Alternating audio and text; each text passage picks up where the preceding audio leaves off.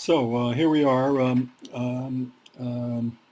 Today we should talk about the gold standard in the British Empire as the model for the first globalization, and it's the notion that globalization has its antecedents in the British globalization regime under the gold standard in the 19th century. This is an idea I want to explore today.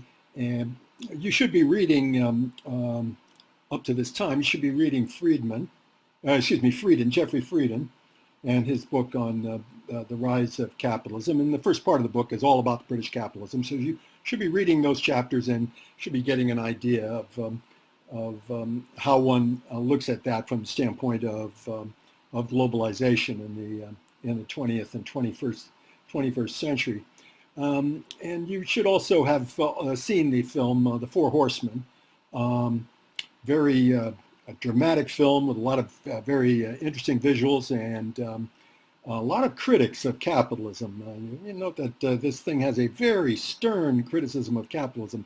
I picked this cartoon out to more or less sum up what the film is trying to argue. You know, that capitalism has got a full attitude of full speed ahead growth at all costs, and that it is consuming natural resources and endangering the planet through pollution and CO2 emissions, and that it utilizes cheap labor and disemploys, if you will, the working class of the advanced countries, and in its flight to countries where there's cheap labor, and that it consumes products at a colossal rate to the point that there's nothing but all sorts of consumer goods all over the place that are being contributing to environmental degradation because of plastics and all sorts of other things that are being released into the environment. And so the film goes into a lot of that stuff and produces it, I think, in exquisite detail. So it's a kind of good introduction to that general, how to put it, that general critique of capitalism, very sharp critique of capitalism. And it's got a lot of important personalities. You'll get more familiar with these personalities as we go on. And a lot of these personalities, of course, make a very stern criticism of the state of capitalism. But at the end of the film, when they are asked, so what's the alternative? They all say, oh, well, I'm a capitalist. I'm almost every one, I think, who offers very stern criticism throughout the film. At the end, they say, well, I'm a capitalist. I'm looking for a different kind of capitalism. And I have essentially a capitalist critique of capitalism that I'm trying to put forward. And I would suggest to you that they all have a kind of a theoretical basis in the writings of Henry George in the 1880s and 1890s. So he's an American writer who had a huge influence over the populist movement at the end of the 19th century, and he continues to have an influence today. So he, and not Karl Marx, I would argue, is the patron saint, the inspiring a source for the critique of globalism, for the most part, among radicals who criticize capitalism. Of course, there are a lot of Marxist radicals who criticize capitalism. We'll talk about them as we go along too, and we'll consider this Marxist critique of capitalism at some length before we're finished. But we also want to take note that quite a few people are not Marxist. Quite a few people make arguments that are almost identical with some of the arguments that the Marxists make. They themselves are not Marxists. Michael Hudson, there were quite a few of them, and I'll mention them as we go on. And they are followers of Henry George. So Henry George we'll talk a little bit more about today and try to give an indication of generally what he thought and how it differs from the Marxist perspective. Generally speaking, it is not proletarian in perspective. That is to say, it does not say the proletarians and the capitalists are engaged in this all-out battle to save on the one hand or eliminate on the other the capitalist system. But he makes the argument that both capital and labor have a common interest in their fight against rent. By rent and the rentier, and this is the French term we usually use for those who live by savings, by fixed incomes, by interest. That would be bankers, and big landowners, of course, who live by rent of land. The rentier, that the rentier is the real enemy, not the capitalist as such, and that both labor and industrial capital have to combine against this rentier, that is to say, against the banks. And they do it in the name of, for the most part, cheap money. And they want, in effect, to lessen taxes, figure out a way to get the tax lowered for both the capitalist and the worker, and instead tax the rentier. So punish the rentier is the mood of Henry George's acolytes that we see today criticizing capitalism. So talk more about that as we go on. The main topic that we want to get to today is slightly different. The topic is the British Empire and its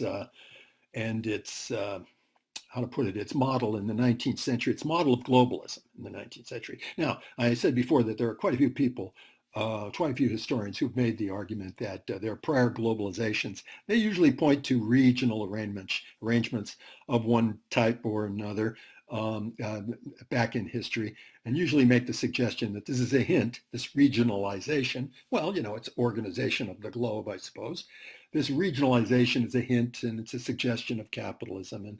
And that's the way some historians have tried to contribute to the topic. I find this very, very unconvincing, and I don't think historians have much to tell us, strictly speaking, about the present condition of capitalism under the globalization regime.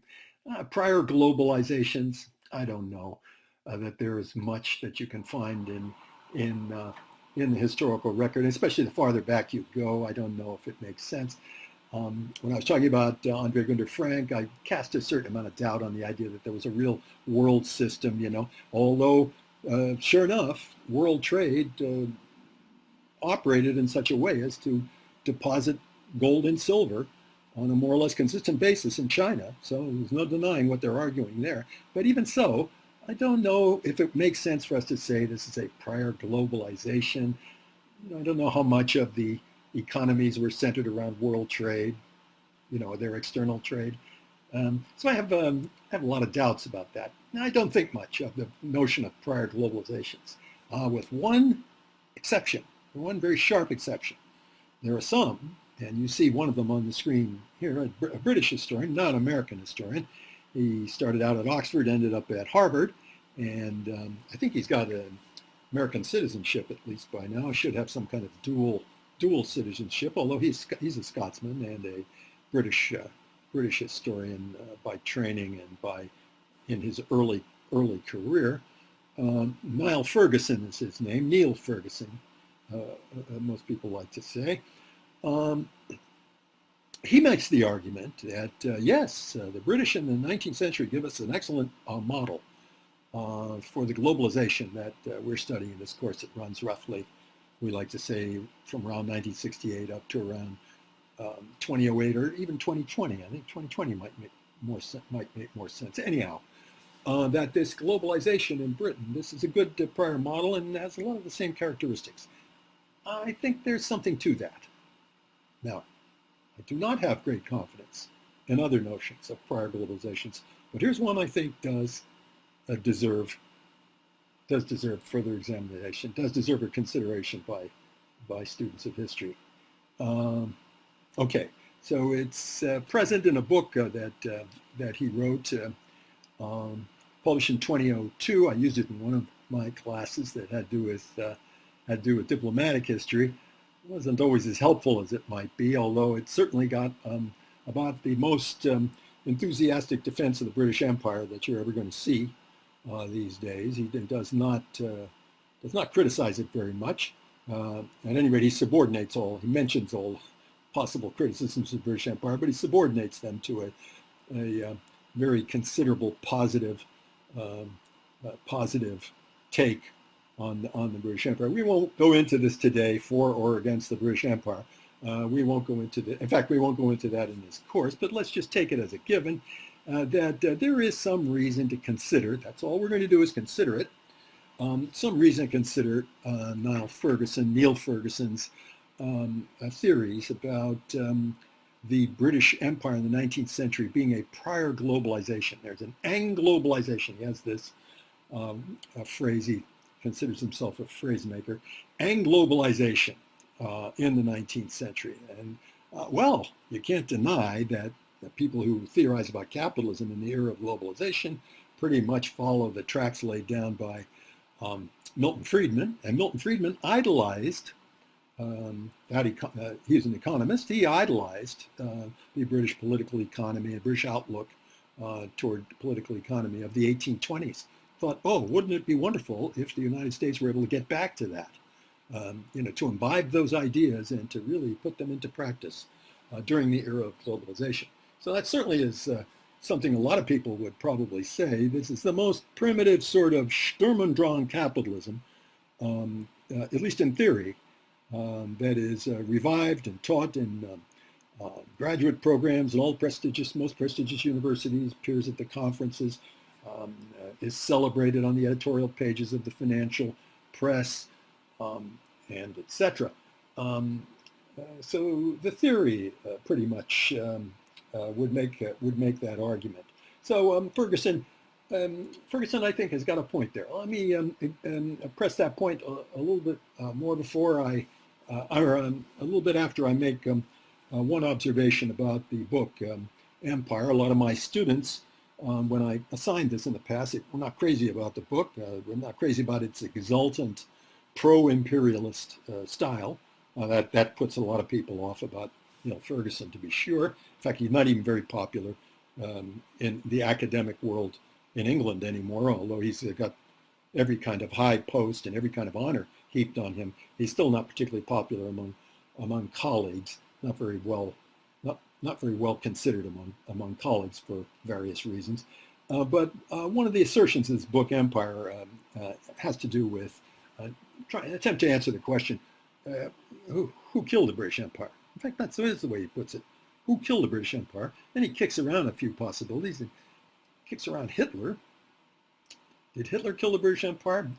There's the theory that getting into World War II was the end of the British Empire, that after this tremendous effort against Britain, the British economy was completely exhausted by 1945 and in no position to defend its colonies. And after this, they lost India, and by 1960 or so, they'd lost almost all their colonies in Africa.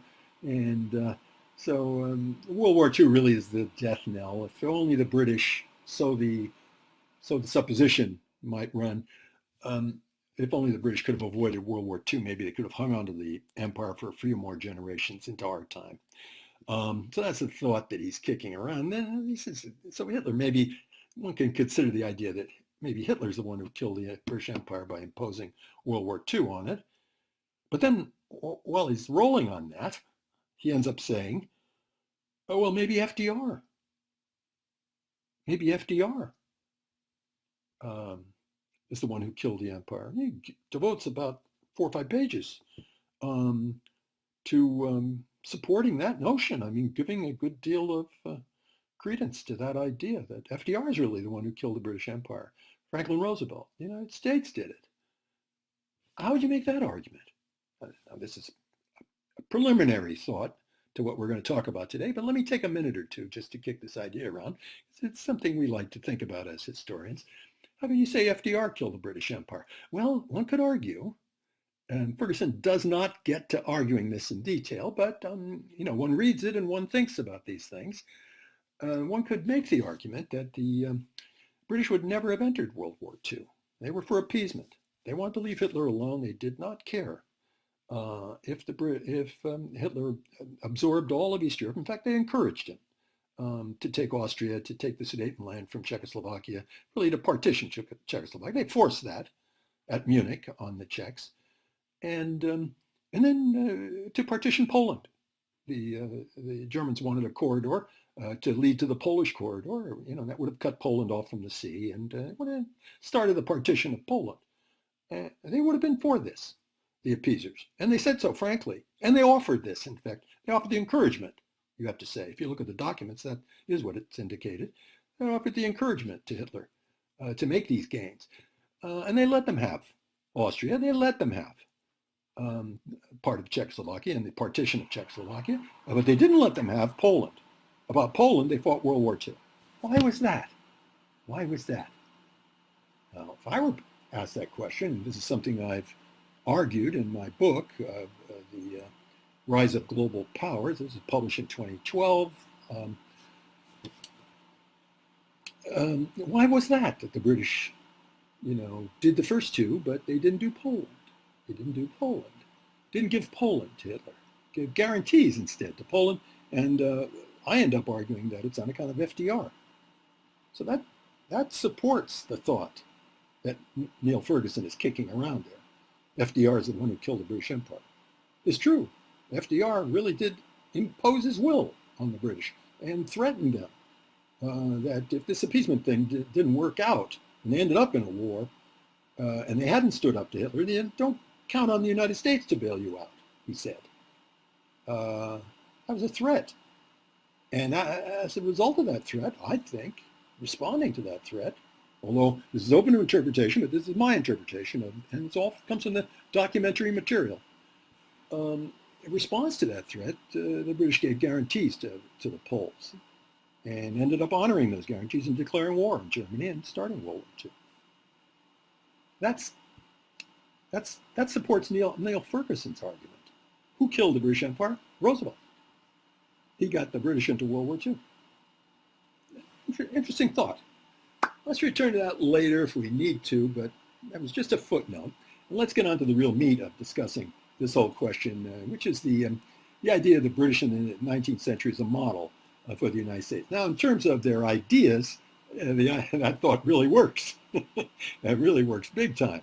The leading political economy of the era of globalism, the political and economic doctrine of the period of globalization, is essentially the British political economy of the early 19th century, the 1820s.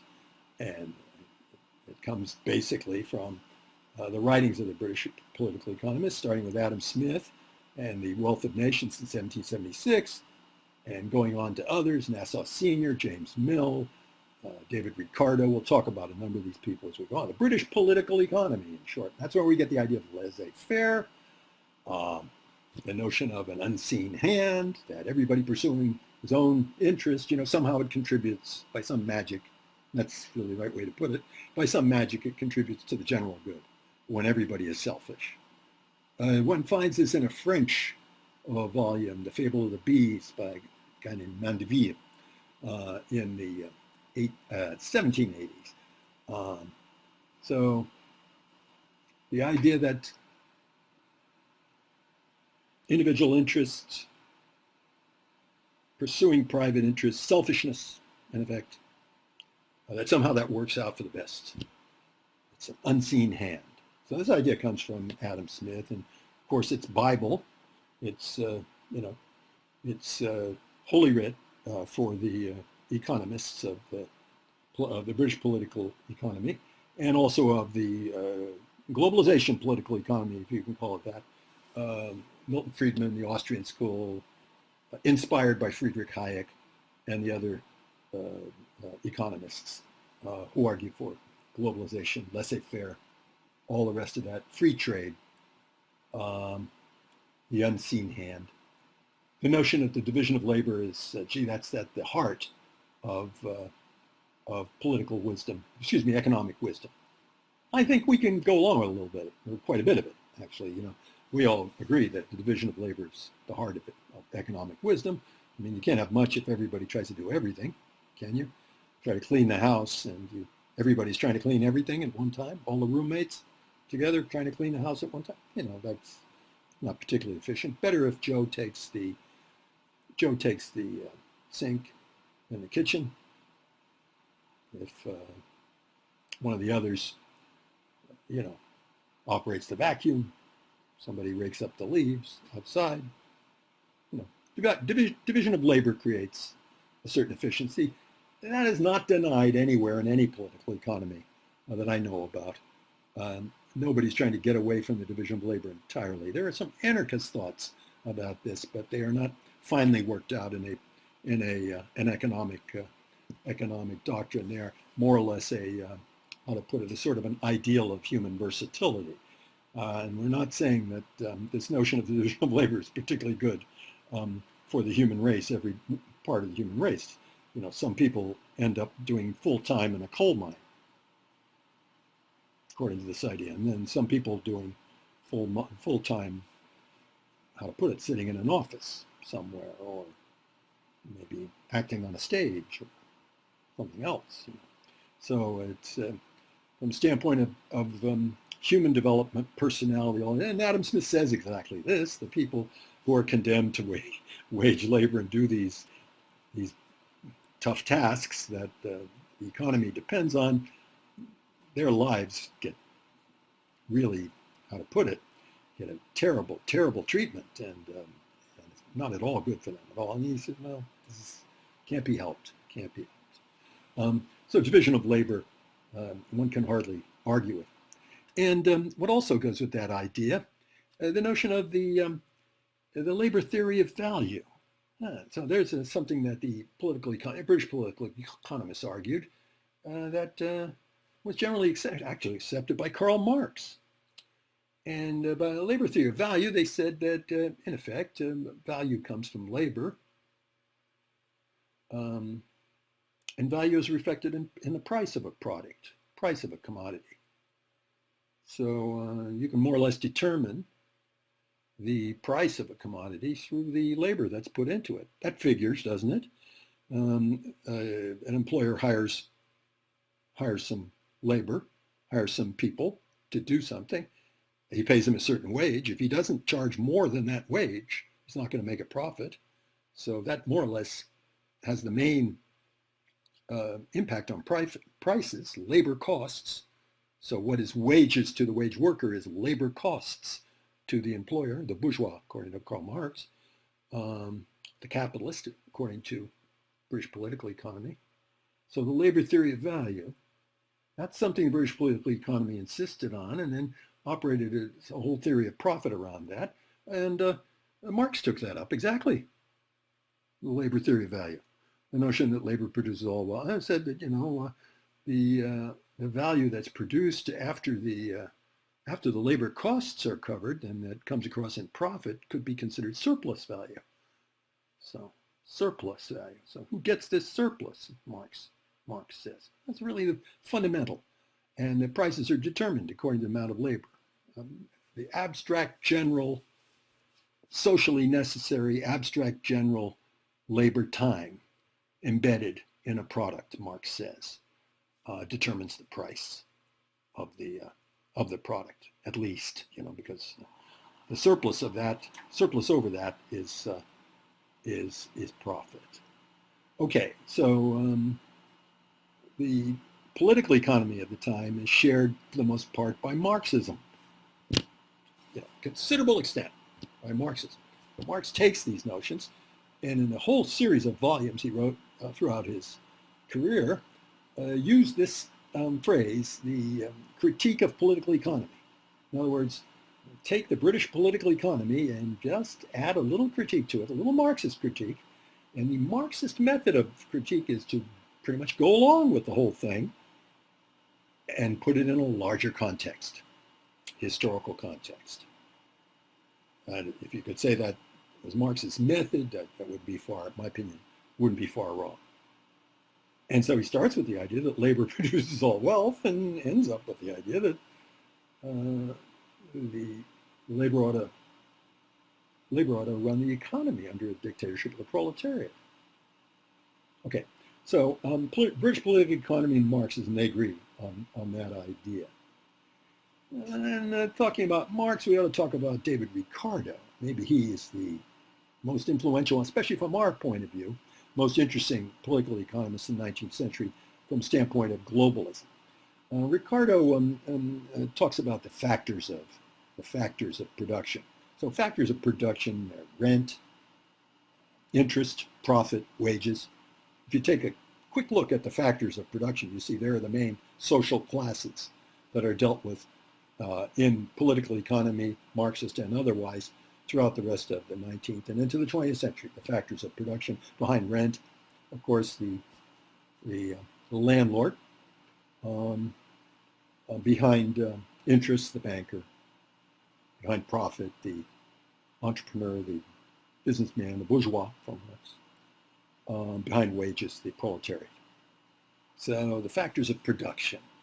We owe the first investigation and how to put it, the first sorting out of that thought to Ricardo.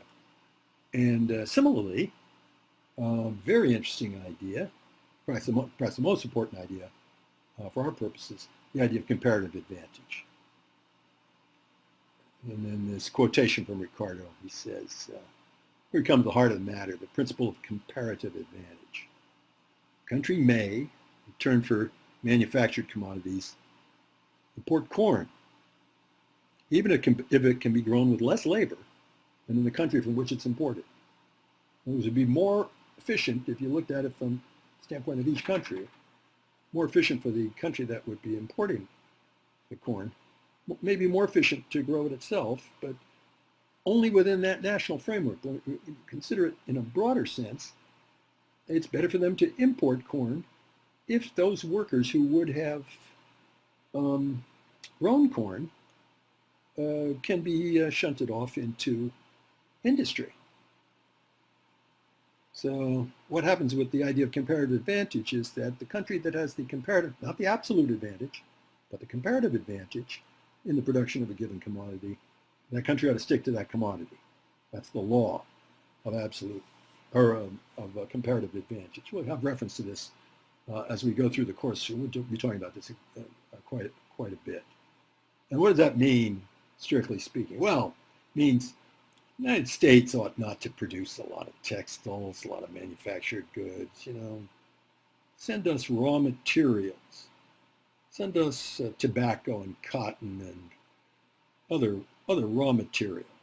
We'll send you manufactured goods. Stick with that which is a better comparative advantage. We'll stick to industry, you stick to agriculture. Same way the British Empire trading with the Gold Coast says, don't make any industry. Stick to growing cocoa and buy your industrial products from us. So the industrial products have much more labor embedded within them. They cost more, they're more valuable in a certain sense. More profit presumably would accrue to this kind of a trade scheme. Now, I'm putting this very, very roughly, very crudely, you might even say, I admit. But this is more or less the idea of comparative advantage. So this is going to be a reigning thought in present-day neoliberalism and globalization. And they're going to argue as if they discovered this. I mean, they're going to argue that, moreover, it's an iron law. Everybody ought to stick to that which that is this country involved, produces most efficiently, but not from its own perspectives, but from the perspectives of the whole world. It's a world system. So that's a world division of labor, just as Adam Smith extolled the division of labor that goes on in industry, 17 different operations required to produce a pen, which he thinks is just wonderful because it's so efficient. It increases efficiency. So he makes the same argument about the whole world. And everybody ought to contribute to this division of labor and specialization, tremendous specialization all over the world. Okay, so these are basic notions of political economy. And in pursuit of those notions, of course, Ricardo lent his efforts to the Anti-Corn Law League. So the British political economists arguing for this first initial theory of capitalism, made this strong argument against the landlords. The landlords ought not to be able to protect their corn, their agriculture, that is to say, from foreign agriculture. Let the foreign products of agriculture come in. Naturally, the foreign products of agriculture are produced by people who get less to produce them. So the whole thing is more efficient from the standpoint of comparative advantage. Let's do away with these corn laws. So the corn laws were laws of protective tariffs, protecting agriculture. And naturally, landlords stood up for this because they wanted high prices for their products and didn't want to start importing food, didn't want to make England dependent for food. They made strategic arguments to that effect. But the British political economists said, no, we don't want to hear about this.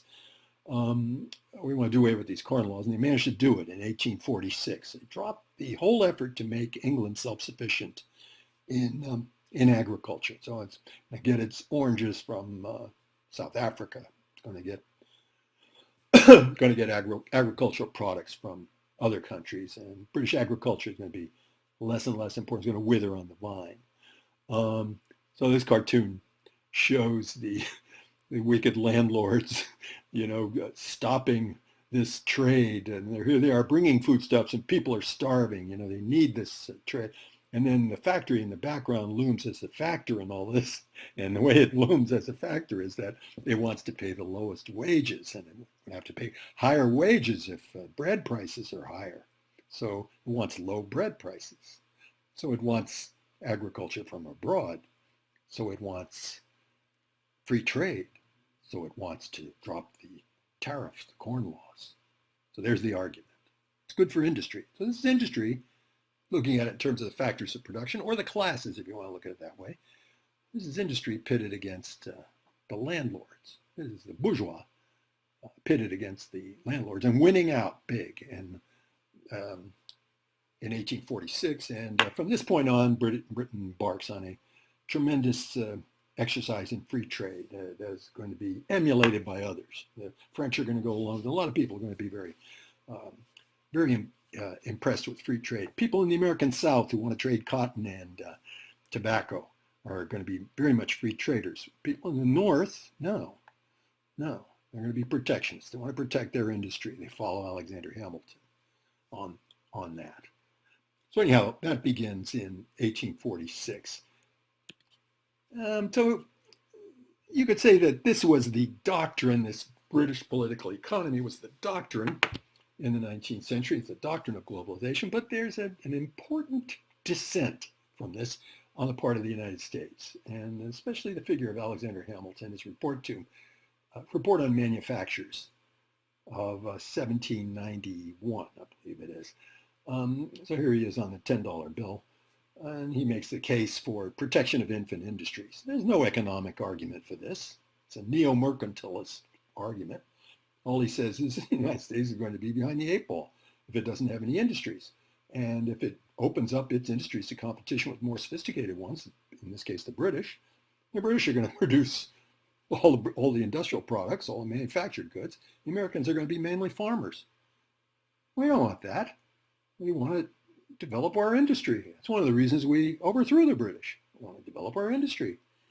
So Hamilton lays this out very, very strong. The infant industries argument, it's called, and it's a protectionist argument. It's an argument for high tariffs. It's not going to cut much ice with Southerners. Southerners don't want this. They want the argument over the tariff is very bitter up until the Civil War. And then after that, the United States will continue pretty much with a higher tariff regime than most people. I'll talk about this in just a second. But anyhow, that's what might have been called the American system, and it was pursued by some American economists. Matthew Carey, the politician Henry Clay is a protectionist, and of course Lincoln started out as a disciple of Clay, so he's a Whig protectionist, he calls himself. Lincoln did in his youth when he was in the Whig Party. Later on, he'll be in the Republican Party when the Whigs collapsed, but he started out in the 1830s as a disciple of Henry Clay. It's the American argument. So that's just the opposite of British political economy. The United States and Britain are at odds here. Isn't that interesting? They represent two different models, you could say. One is highly protectionist, the United States, and the British, very much committed to free trade. Judging the two models, the German writer, who spent some time in the United States and who argued this before there was a Germany. There won't really be a Germany till 1870. But he argued this already in 1841. Friedrich List He said that the only reason the British preach free trade is because they're on top. And they didn't get on top by free trade. No, nobody gets on top by free trade. Um, Free trade's a weapon of the strong. That's a phrase of Bismarck's. Uh, so they didn't get on the top by free trade. Says that's something they advise for others, because free trade is good for the one that's on top. And he used a very clever metaphor for it. He said, anybody who gets to the top, and the British got to the top by protectionism, he argues. This is perfectly true. They got to the top by protectionism. And after the defeat of Napoleon, now their economy, their industrial revolution, all the rest of that is going to allow them to really organize most of the world, at least for a while. They're not going to want others to imitate them. That would be the United States and Alexander Hamilton. They're not going to want others to imitate them. They're going to want others to play ball with their system by means of free trade, to observe the principles of British political economy. But he says, as opposed to cosmopolitical economy, he calls it. It's interesting. I suggest national political economy. And he says the British have got to the top by protectionism, and now they want to kick away the ladder. The ladder is protectionism, the American system, Alexander Hamilton. So the Germans and the Americans, at least, List and Hamilton, they agree against the British. They're for protectionism. British are for free trade. Probably the most eloquent exponent of this notion, although there are a lot of exponents of it, but the one who writes the cutest stuff, the most interesting stuff, Jung Ha-jun. He teaches at, I believe it's Cambridge now, in Britain, and published a number of works making this argument more eloquently than I have made it here. He makes it very sharply, and he appears in the film The Four Horsemen, and makes the very same argument against free trade and for protectionism. And it takes this phrase directly from List in a very good book of his, which I recommend to those of you who want to look further into this thing. Lots and lots of basic facts lucidly presented by Jung Ha-jun. And he calls it kicking away the ladder. So there's the picture on the cover showing the whole point of the thing. So he's thinking mainly about the Korean economy and about third world economies, to whom he likes to give advice. And he's saying essentially what List said, don't listen to them. The Chinese read a lot of this stuff about 20 years ago as they got integrated into the global system. And they decided they had to have a national economy. And among Chinese writers, List is very, very popular. And so Jung Ha-jun is making essentially the Listian arguments here for national tariffs. By the time Germany is reorganized in the wars of German national unity were waged by Otto von Bismarck in the 1860s, Germany will adopt a high protective tariff, 1879. That marks more or less the end of the period when free trade really was the dominant thing. I mean, everybody wanted to be a free trader. I don't think you could say the Hamilton view of the matter, the U.S. view of the matter, was very convincing. Most people wanted to be free traders who dealt with the British. I mean, the French certainly did. They wanted to be free traders. The Cobden-Chevalier Agreement of 1860. But not after the German protective tariff of 1879. So looking back on this, you could say from the repeal of the Corn Laws up to the German protective tariff between 1846 and 1879, that's the heyday of free trade. But after that, I don't think you could say that about the 19th century. The whole model of Anglobalization hinges on this notion of free trade being, a holy prospect. I mean, nobody can argue with it. It's, it's natural law and blah, blah, blah. Not exactly right, because at the end of the 19th century, there was another more modish idea. And it's really the Hamiltonian idea or the Listian idea. It's the protectionist idea. And the Germans sort of leading the way there. And their economy starts to be a real competitor. So it's no accident that the two biggest competitors to the British are the ones who will not play ball and will not use free trade. Imagine how the Chinese read this history today. What are the lessons the Chinese draw from it? They want to be more like the Germans were in the 19th century, more like the United States was in the 19th century. So there's the tariff issue in American, very, very rough, rough, but not exactly wrong. Approximation on the tariff issue. See if I can get a pointer here. Get a pointer going. So we have a regime of lowered protective tariff. So this is the heyday of the slave power that you can see running from 1834 roughly to the Civil War. So it's a tariff regime that goes from 60% down to 20%. So it's a very dramatic reduction in tariffs. The slave power is on top. Tobacco and cotton are on top. Northern manufacturers, not as strong. So very strong. But once the Civil War happens, it's the opposite. The North gets the upper hand. You have a more high tariff regime. Maybe not as high as before, but pretty high tariff regime. We have that right to the end of the century when the United States, forgive me, when the United States surpasses Britain as an economy. You have this high tariff regime. Maybe you could even make the argument that this has a lot to do with it. Okay. Then there's a big dip. And then once again in the 1920s, very high tariff regime. And it reaches a high point, at least on this graph, it reaches a high point with the Hawley-Smoot tariff of 1930. Now we'll talk about this and some of the arguments to the effect that this created the Depression. I'm going to argue against that, but not today. Well, I'll do that next time when we talk more about the Great Depression. But that's the high point, Hawley-Smoot. And from then on, we get a lower and lower tariff regime. Through World War II, we're still a pretty high tariff regime. But after World War II, you get more and more of a tendency toward lowering the tariff. And then when globalization really sets in, the free trade dogma sets in, and we try to practically eliminate tariffs. So now we're got down to a very free trade regime.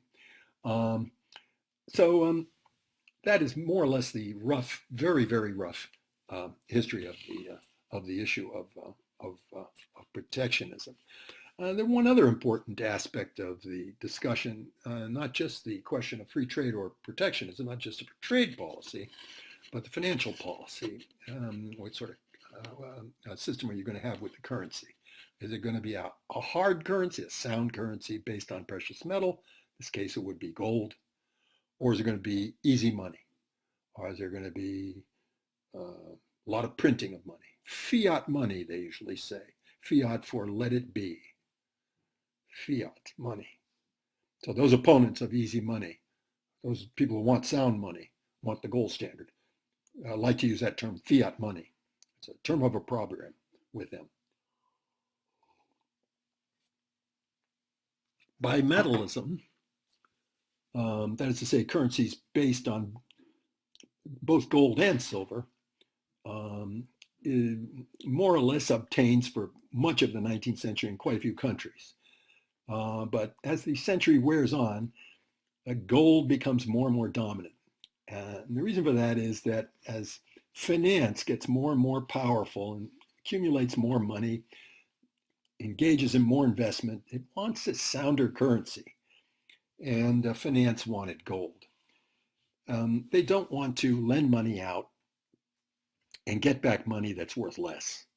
They want money that's going to be sound, they're going to want to be repaid in good coin. So the bankers like gold. And insofar as the British bankers, the international bankers, the ones who pretty much lead the international